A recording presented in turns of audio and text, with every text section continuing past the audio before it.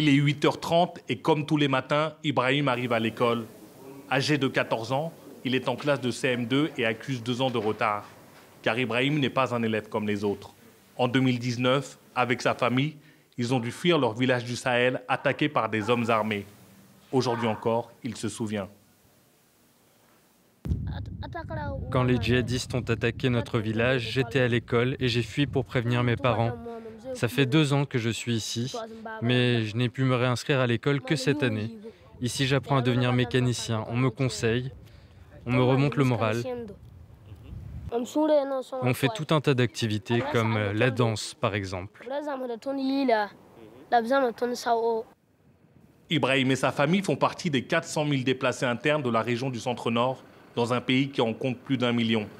Sur ce camp, aménagé par l'État burkinabé, il a été intégré au sein de l'espace consacré au suivi psychologique des enfants mis en place par l'UNICEF. Ils sont en moyenne 300 à affluer chaque jour.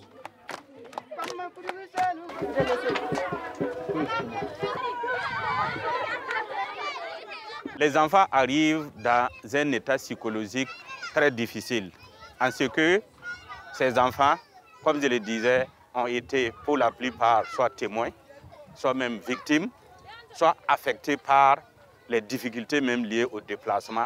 Donc cet espace leur offre une opportunité de maintenir un niveau d'apprentissage et de sensibilisation dans l'attente que des démarches soient entreprises pour pouvoir réinscrire certains à l'école.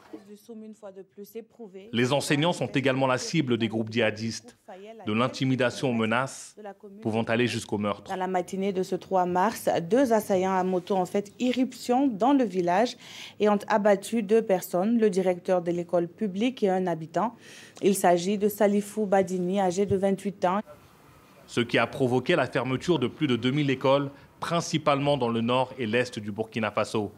Aujourd'hui encore, certains enseignants de la région du Sahel sont victimes de l'insécurité. C'est le cas de Samira. Lorsqu'un matin, des hommes armés ont débarqué dans son école. Ils étaient au nombre de 6.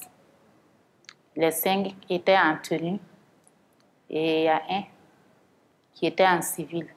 Il a giflé la collègue là. Donc c'est en ce moment qu'il m'a dit de faire face de l'autre côté. Et puis ma collègue là, il y a un qui l'a violée. Elle ne criait pas, mais c'est après ça, quand ils nous ont laissé départir là, qu'elle a commencé à crier. Ils sont contre tout. Depuis cette attaque, Samira est victime du syndrome de stress post-traumatique. Si j'entends le bruit d'une grosse moto comme ça là, je ne suis plus moi-même. J'ai fait au moins à peu près 2 semaines, 2 jours. Je n'arrivais pas à fermer l'œil. Des séquelles psychologiques dures à effacer.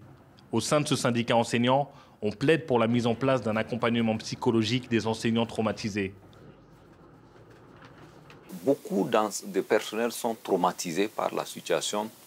Et même lorsque leurs écoles sont réouvertes, on ne les a pas toujours accompagnés d'un point de vue psychologique au moment où ils ont subi des attaques et au moment où ils ont été traumatisés pour les stabiliser d'un point de vue mental afin qu'effectivement ils puissent reprendre les cours de façon sereine. Nous ne sentons pas ou nous ne percevons pas effectivement des mesures qui rassurent que demain sera effectivement le bout du tunnel. Du côté des autorités burkinabées, on assure que le suivi psychologique des enseignants affectés est une priorité.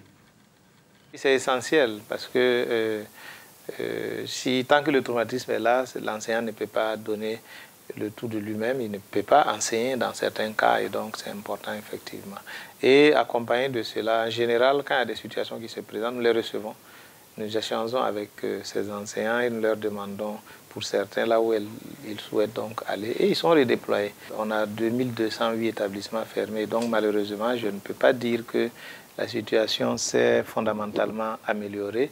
On souhaite effectivement, on constate sur le terrain qu'il y a eu beaucoup d'améliorations sur le plan donc sécuritaire, mais moi pour ce qui me concerne donc c'est plus le lien avec la reprise des activités. Alors que depuis un an, la crise sanitaire s'est ajoutée à la crise sécuritaire, depuis la dernière rentrée scolaire, 396 écoles ont rouvert au Burkina Faso, ce qui a permis à près de 70 000 élèves de reprendre les cours.